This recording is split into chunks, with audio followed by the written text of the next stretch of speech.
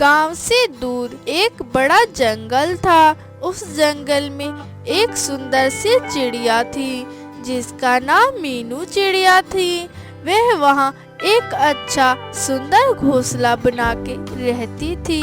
वह स्नेहपूर्वक और व्यवहार से रहती थी। उसी जंगल में गोलू नाम का चिड़ा रहता था। वह आम के पेड़ पर घर बनाकर वहाँ रहता था। उसके घर के सामने एक बड़े से पेड़ पर एक कौवा का घोंसला था। मीनू चिड़िया के दो छोटे छोटे बच्चे हुए थे।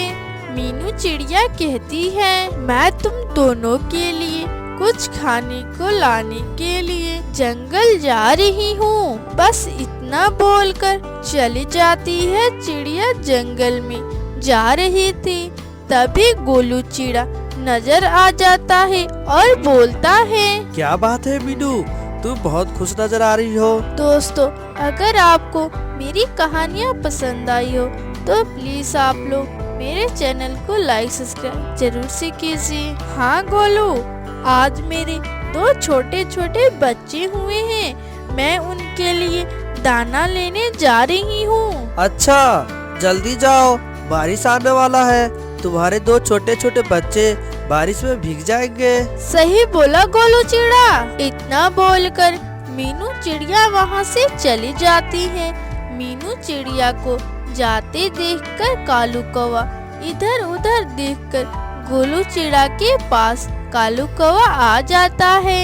मीनू चिड़िया इतना खुश होकर तुमसे क्या बात बोली गोलू? वो बोली उसके दो छोटे छोटे बच्चे हुए हैं, उनके लिए दाना लेने जा रही थी। गोलू, मैंने उसके खाने के लिए एक जगह बोला, लेकिन मीनू ने बोला उस जगह का खाना तुम और गोलू खा सकते हो, हम नहीं, ये सब बोल रही थी। इतना बातें सुनकर गोलू चिड़ा को बहुत ज्यादा गुस्सा आता है और बोलता है, मीनू चिड़िया कितनी घमंडी हो गई है। गोलू चिड़ा इतना ही नहीं, और भी बहुत बातें बोली। कौवा, और क्या बोली हो मीनू चिड़िया?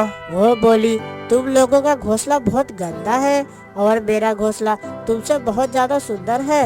मेरे लौटने तक मेरे घोंसले का ख्याल रखना। गोलू और कौवा दोनों मिलकर मीनू चिड़िया के घोंसले पे पहुंच जाते हैं। कौवा, मीनू चिड़िया का घर तो तोड़ना है ना। क्या फायदा उसका घर तोड़कर, फिर एक हफ्ते में एक अच्छा सुंदर घर बना लेगी। फिर क्या करेंगे? मीनू के आने तक उसके बच्चे को मार डाले, परंतु हमारे ऊपर नहीं आना। कल परसों मीनू का पति आएगा और वो बच्चों को ना देखकर फिर उसको छोड़ देगा और वो अकेली हो जाएगी और रोने लगेगी। इतना बोलकर कौवे ने मीनू चिड़िया के दो बच्चों के घोंसले से नीचे गिर देता है, लेकिन उनमें से एक बच्चा पत्थर पर गिरकर फिसल के नीचे गिर जाता है, जिससे उसका पैर टूट जाता है और वह रोने लगता है और मामा मेरा पैर बोलकर चिल्लाता है। यह सब करके आनंद से गोलू और कालू कौवा वहाँ से चले जाते हैं। थोड़ी देर बाद मीनू चिड़िया अपने बच्चों के लिए खाने लेकर आ जाती है तो देखती है बच्चे घोंसले में नहीं हैं। मेरे बच्चे बोलकर मीनू चिड़िया रोने लगती है और इधर उधर देखने लगती है। तभी माँ का आवाज सुनकर बच्चे चिल्लाते हैं। तब उसके घोंसले में उठाकर रखती है। उसमें से एक बच्चा मर जाता है और बेहोश हो जाता है। यह सब देखकर मीनू चिड़िया उदास हो जाती है और रोने लगती है। यह सब दूर से पेड़ पर बैठा एक चील देखता है और कहता है, इस चिड़िया को फिर से बच्चे हुए हैं, फिर तो मुझे मनपसंद खाने को मिलेंगे। मीनू बच्चों को घोंसले में रखकर बोलती है, बच्चों तुमको क्या हुआ है? तभी बच्चों में से एक बच्चा आंखें खोलता है और मीनू चिड़िया उसे खाना खिलाती है और बच्चों में सक्रिय आ जाती है। थोड़े दिन बीतने के बाद बहुत तेज बारिश आ जाती है और मीनू चिड़िया का घोंसला टूट जाता है और नीचे गिरता है। फिर अपने बच्चों को सुरक्षित स्थान पर ले जाके रखती है और कहती है, बच्चे, बारिश में अपना घर बनाने में बहुत ही समय लगता है। मैं अपनी दोस्तों को सहायता से जल्द ही घर बना लूंगी। ऐसे सोचकर मीनू चिड़िया गोलू के पास जाती है और कहती है, गोलू भाई, बाहर आना, तुम्हारी सहायता की जरूरत है। क्या हुआ मीनू? गोलू, बारिश की वजह से मेरा घर गिर गया है। मुझे अपना घर बनाने के लिए तुम्हारी जरूरत है। अरे मीनू, इतनी मुसीबत आ गई तुम पर तुम्हारे मदद करने के लिए। मेरी सेहत ठीक नहीं है, मैं बारिश में नहीं भीग सकता हूँ। तुम किसी और से सहायता मांग लो, मुझसे नहीं होगा। यह सब सुनकर मीनू चिड़िया कौवे के पास जाती है और कौवे से कहती है, कौवा, तुम मेरी मदद करो। बारिश में मेरा घर टूटकर नीचे गिर गया है। अगर तुम मेरी मदद करोगे तो मैं अपना नया घर बना लूंगी। यह सब बोलती है। यह सब कौवा सुनकर चौंक जाता है। अरे बाप रे, अभी तक इसके बच्चे जिंदा हैं। अगर वो मुझे देख लिए तो मुझे पहचान जाएंगे।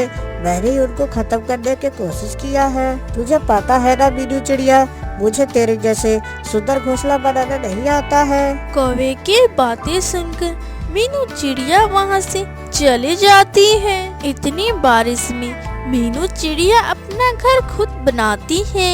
इस बीच यह सब चील दूर से देखकर उस बच्चे के पास चला जाता है।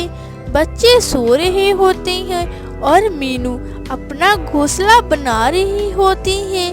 चील ये मौका देखकर और सोचता है, बच्चों को लेकर चला जाता है। थोड़ी देर के बाद मीनू चिड़िया अपना घर बना लेती है और बारिश भी कम हो जाता है और कहती है, अच्छा हुआ मेरा घर बन गया।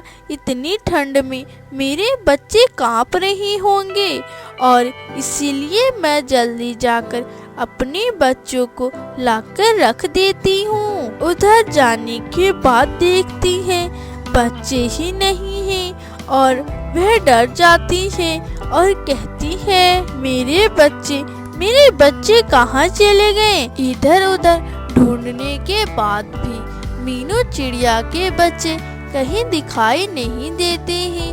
कुछ देर बाद मीनू चिड़िया देखती है एक पेड़ के ऊपर बैठकर चील उसके बच्चों को खा रहा होता है।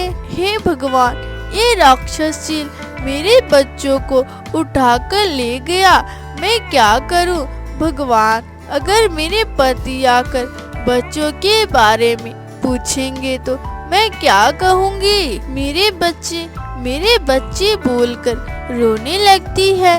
चील बच्चों को खाने के बाद वहाँ से उड़ जाता है और उसके बाद मीनू चिड़िया बच्चे के पास जाकर देखती है तो खून देखकर और रोने लगती है।